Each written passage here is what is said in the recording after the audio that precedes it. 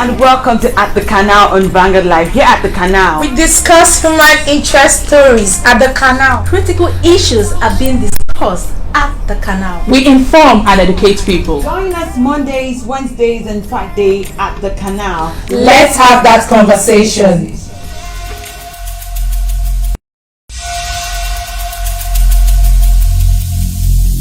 Every single day. Hello and welcome to At the Canal on Vanguard Live. Here at the Canal, we discuss human interest stories at the Canal. Critical issues are being discussed at the Canal. We inform and educate people. Join us Mondays, Wednesdays, and Fridays at the Canal. Let's have that conversation.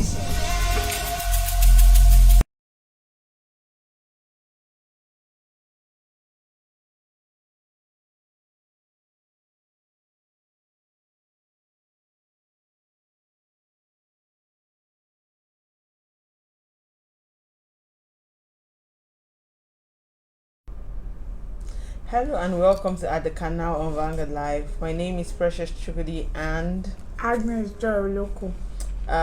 Before we go ahead with our program for today, let's just talk about the abduction that happened last weekend, and that's in Kankara local government area in Katsina, and the fact that they're saying that about 333 schoolboys are still yet to be accounted for. And it's very sad. We're still going through things like this. We had the situation of Chibok girls, the Dapchi school people too, also going through this form of insecurity till now. We have the likes of Leah Sharibu who have not been back. Some other children too who were once kidnapped by these Boko Haram sects that have not come. They've not been back. And with this incident that happened, yet the government is yet to hear from any of all these terrorist groups to claim that they are responsible for this act. It's a lot of issues. The president is also there. Nigerians are angry that the president has not really said anything in respect of what happened. I mean, he's in this place, and then he should come out and then show some form of support to parents who are crying as a result of losing their children. And what do you make of this situation? It's a very sad one. It's very, very sad. Like when I was going through the news, and I was like, that means this country, it's no longer safe. Like we've just been hearing of it, but this one is really no longer safe. And we all have to be at alert. You have to be your brother's keeper in this time, because you don't know the next place that they will attack, and you don't know if your younger ones, your sisters, your friends might be among them, and for me, I see no reason why the president and others haven't spoken yet. Seriously, is it because their family members, or their loved ones are not part of these boys, or what? So it's not really encouraging at all.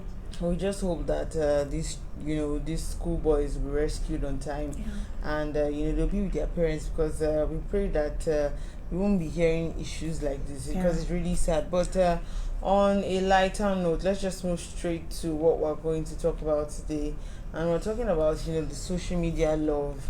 Of late, if you notice it, we see pictures or videos of maybe young boys, or it happens with young guys marrying older women who are more like they're more like white women, or people not from the same nationality as them, and things like that. It keeps happening. So today we're focusing on social media love, and one of the main focus of this discourse is as a result of the 27-year-old boy who married the 46-year-old woman in Kano. And there were sightings as a case of love. But then when you saw that story, what was the first thing that came to your mind? I would say nothing really came to me. I just said, this is love, because you never can tell. I know it mostly it happens to the men getting married to the younger women, but for the guys, like getting married, that one is uncalled for, because normally ladies, the way God made us, we get let's say we get old easily, like quickly than the guy. So for you, a 27-year-old guy getting married to a 46-year-old woman, should I say, if that woman is standing with that boy's mom now, you can still say the both of them are his mother. But let's say love happened. All right, so there are some factors of what usually would happen. The what comes to most Nigerian minds is when they see things like, they just say, it's like a love scam. Like more like green passport. Sorry, the blue passport and stuff like that. People just see it and speak of things like that, and that's what comes in their mind. This one want travel abroad. Now waiting may come, they see this woman and stuff like that. But there are people who basically do these things for love, right? A lot of people basically do it for love. Like I was going through the story, though I'm not God, I don't know their hearts, but based on what the guy said, that she was actually in kind of trouble. Like he was like the messiah of that lady at that time, and I think from there the love grew. So to me, it could be natural love, not really a scam, not really for anything, just love happened, like I earlier said. When you said Messiah, something came to my mind. I was almost about to sing Messiah is the king of No, kings. it's not Messiah is the king, I mean messiah of that lady. But then, the truth of the matter is that, let me just give an example of something that I know of. So there used to be this guy that is like a family friend, and he wanted to travel abroad. The usual way now for most people is, if they do not have money to afford their rent, they do not have money to school abroad, put their money together and say, okay, let's travel to school, or they cannot seek asylum. The next thing is for them to look for a white lover or somebody of another from another nationality, really, that they think they'll be able to cajole into fall in love with them. And then this guy, was one of the things that he did. He got this lady to fall in love with him, and she was a complete older lady, like she's about 30 years extra older than him. And in fact, because of that, she came down to the country. They did wedding. She was in her traditional attire, and before next thing, they were married. And then the guy moved abroad, and he stayed for a couple of years with her. I think he did it for his papers. He was able to get his papers. The next thing, he divorced her. Now these ones are also more of all these kind of stories that usually happen. Most people would use these people for their personal gain. Oh, make I first land abroad, so the next thing is for them to marry these people. Some of them will marry these women, and eventually maybe even have a child or with them, just to, as a form of their to hold their stay in their abroad, trust. And they will now maybe even marry their town girl, maybe somebody from their country, and bring her over to the country to either operate as maybe a help or their sister. That's the trick. They say, oh, this is my sister, or this is my family. So just one story or the other, or just so that they can continue that relationship. But then my question is, for the women, that's the women who allow themselves to be used, maybe I'll say used to an extent, and sometimes to who also allow this kind of relationship to happen between them. I mean used because they really use some of these women, and I mean allow this kind of relationship to happen because some of them too, it might be genuine love. I mean, if you take for example the case of the France president of France, he married his school teacher. I mean, imagine going to school, somebody that thought. Imagine marrying maybe your teacher when you were in school. Now it's like, I know for some of us it's like, no, we cannot even do something like that. But then he married his school teacher. The woman has kids that are older than him, and he doesn't care about it. And for them, love is beautiful. A lot of people think that different president of France should have other prospective young girls who he should want to spend the rest of his life with. But he chose a 64-year-old woman to do life with. So to an extent too, you can say that love happened for them too. Yeah. That's the way it is for some of these people. Love will definitely happen for them too. Now my question goes back to, what exactly do you think are like the gains for most of these women? This thing now, it can be seen in a two-way, like the way we said, the way you were saying. Some really, they marry them genuinely for love. The age, to me, sometimes age is not really a barrier, like it's not a constraint to marriage, because beauty lies in the eyes of the beholder, like it said. So it can be that that person sincerely love the guy, the lady, and even the guy too sincerely love the lady. But now the trending thing now is for young guys, prospective guys. They want to get married to a white lady. They don't want to know her age. They don't even care what she does. The main thing is that they want to leave Nigeria for a greener pasture, because they believe, yes, my greener pasture is outside Nigeria, and for me to go there to get my green card, I must hold something, which is a woman. Because sometimes if you are going through, sometimes I go through Facebook, I'll just see this young guy posting picture of an old woman, like an elderly woman, somebody that is even older than their mother, just praising. They use that thing, to me is like a blackmail, but to the ladies, they just feel, yes, this guy really loves me, showcasing my picture on his profile. They just use that thing, and by the time they are doing that thing, since when somebody is coming to get something from you, he can bring himself down to the lowest level. He doesn't care what you do to him. So when they are coming in that aspect, they pretend there's nothing they will not say, and at the end of the day, the lady will just give in and believe that, yes, this guy is for me. Sometimes they even hire foster parents here in Nigeria to be talking to the lady. They do a lot of things, because there was one guy in my area that anytime I'm just seeing this guy's profiles, white woman. I asked my brother, I said, sorry, is this guy married to this woman, or is his auntie or something? Like, my brother said, no, you don't know waiting they trend.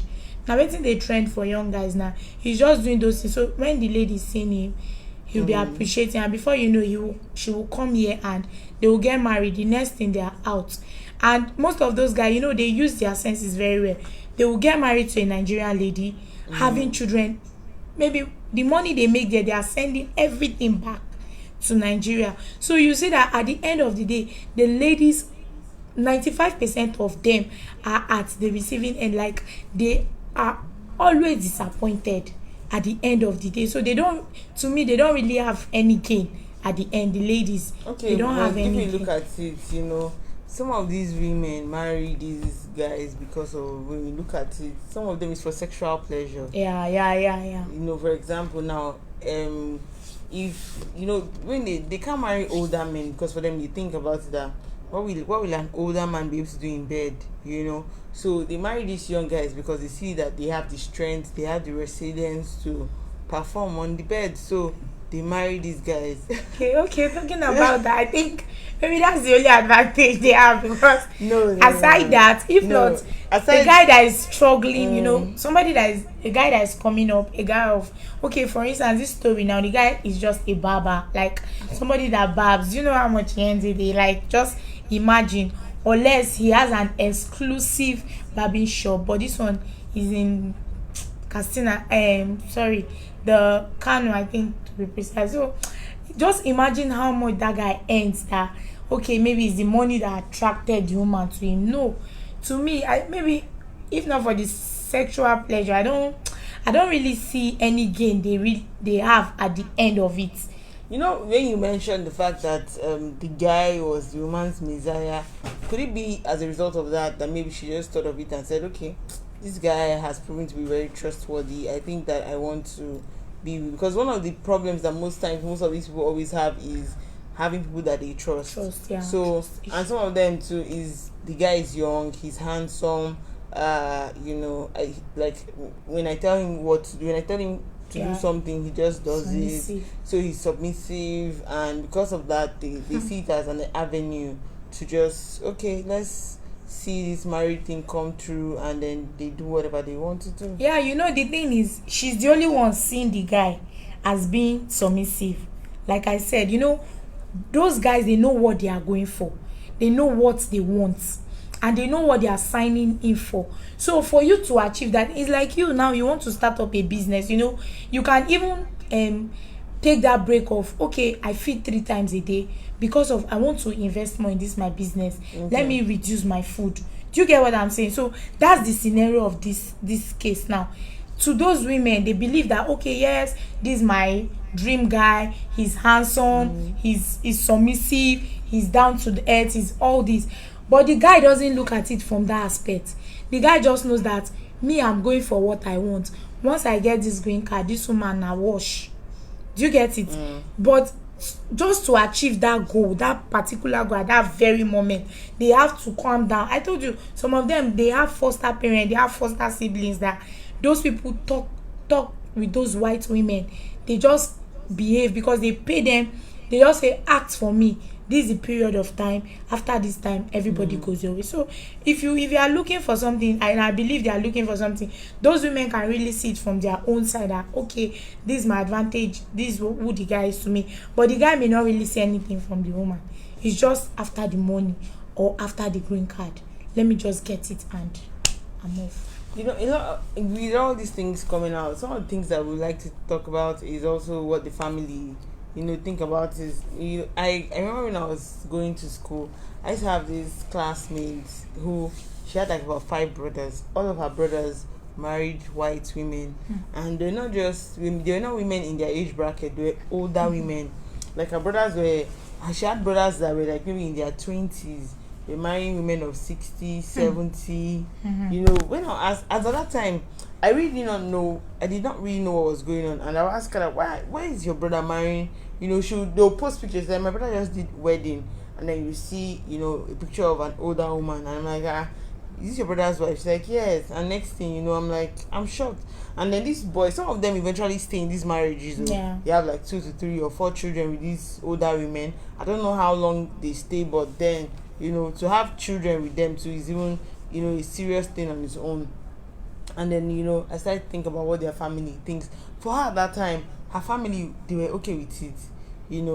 I think that to an extent, I would like to say that they were sort of greedy, because having all of your sons marry old white women, not just white women. Yes, marry old, and it's like a form of deceit, deceiving them and all that, because now these sons of yours now see themselves as, they see themselves as serious breadwinners that the family at home is expecting money from, and these boys might not even be happy with the woman or happy with who they are spending the rest of their life with. So they do this because of they see it as a monetary gain type of business, like, okay, we need to get married so that we can be able to send money back home, maybe to set up the kind of business that we want to, and those kind of things. What do you think about what some of these families think?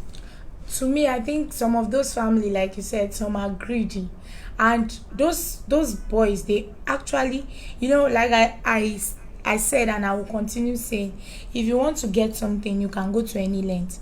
There are some boys that actually plan with their parents. They will list out everything. They will call their parents, and I just believe that it's parents that are not good, that are greedy, that will accept to those kind of things. Because I believe your children cannot take some kind of action that you will not advise them as a parent, because you're a parent, you're supposed to lead them, guide them to the right path. I know some children, they will even tell their parents, okay, dad, mom, these are my plan. I'm actually getting married to a white lady, but not really because I love her, but because of what I want to achieve. It is even the parent that will advise some of them that, okay, since you don't love this lady, why not take another wife that is from Nigeria to be having our grandchildren. They plan like that. So it's greed. It's just greed that comes in. Greed. When you have self-centered, you have positioned your mind that this is what I want to get. You don't care what's coming after or between it. You just know that this is what I want to get and I must get there.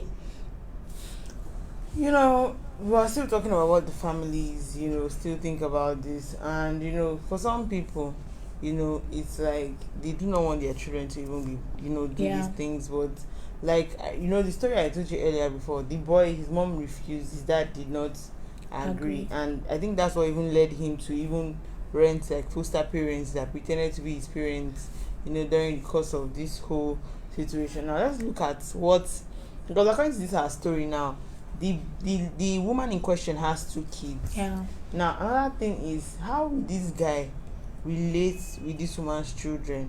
Because what they didn't tell us is what we did not see is actually the age of these children. Yeah.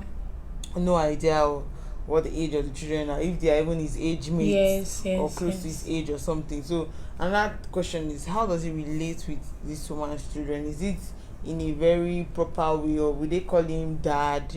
Because it's a situation of all these kind of things. Because imagine your mom marrying somebody who is younger than them. How do they call him stepdad, or how do they call him dad? For some children is serious war. What do you think? Yeah, it's still a two-way thing.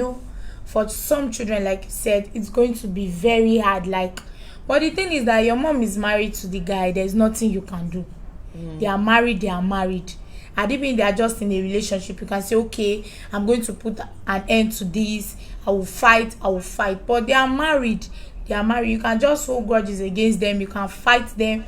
But at the end, the thing is that they are married. There is nothing you can do about it. And there are some children that once the mom calls them and talk to them, they can still easily adapt to it. So it's a two-way thing.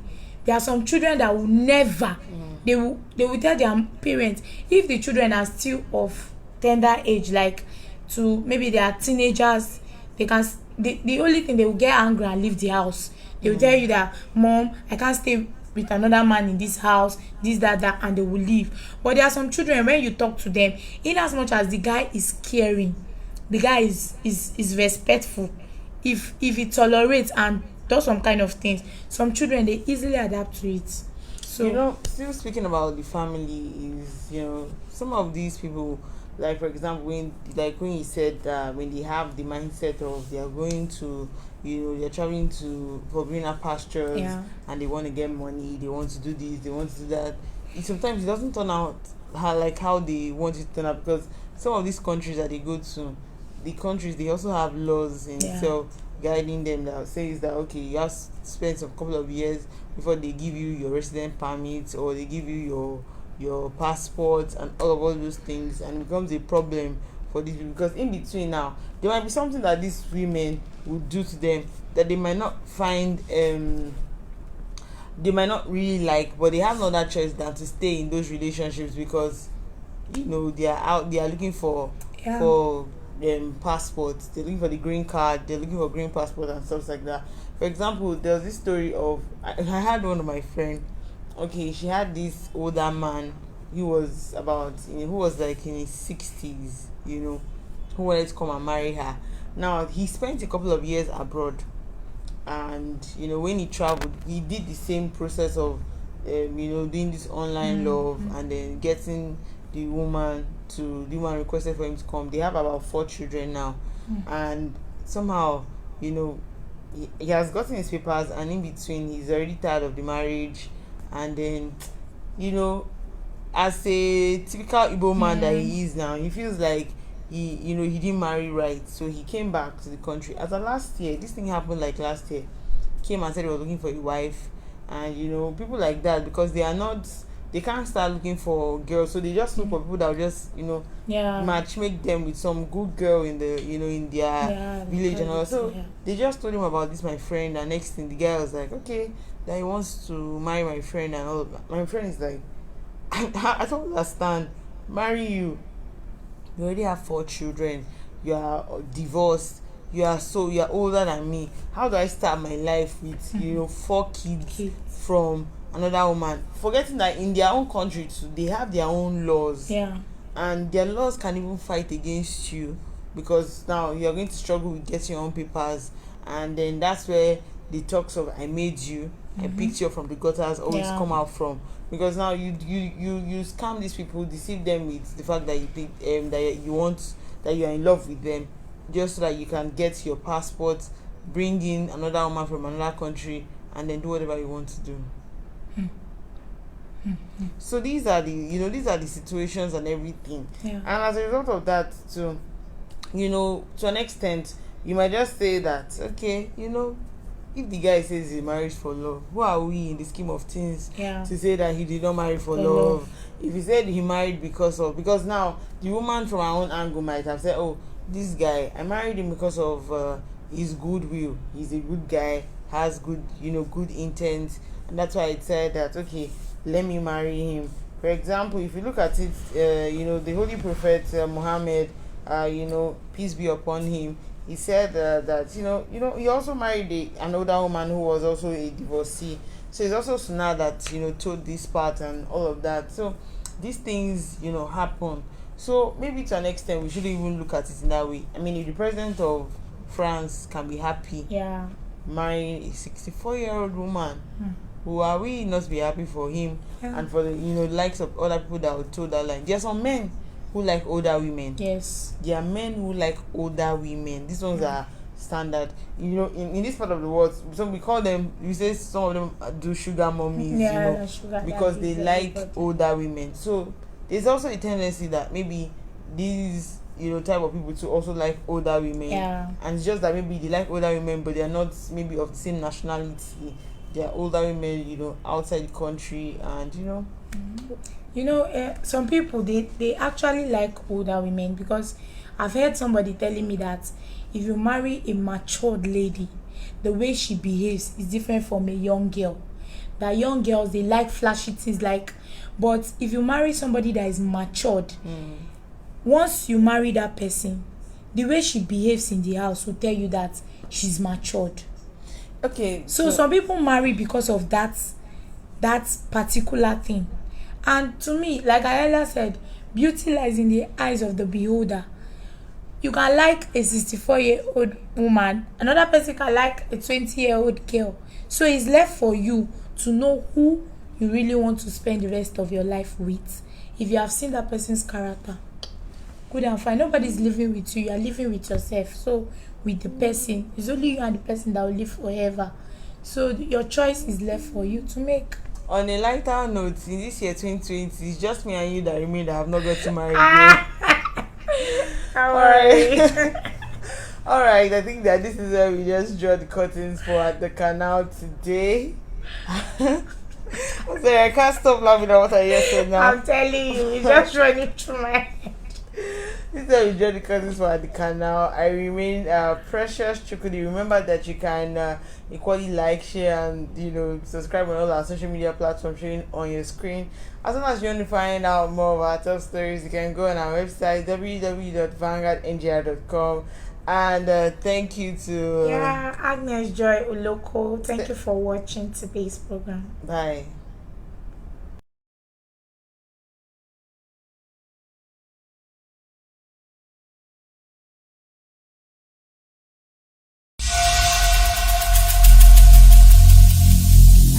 Every single day, I'm gonna Hello and welcome to At the Canal on Vanguard Live. Here at the Canal, We discuss human interest stories at the canal. Critical issues are being discussed at the canal. We inform and educate people. join us Mondays, Wednesdays, and Friday at the Canal. Let's have that conversation.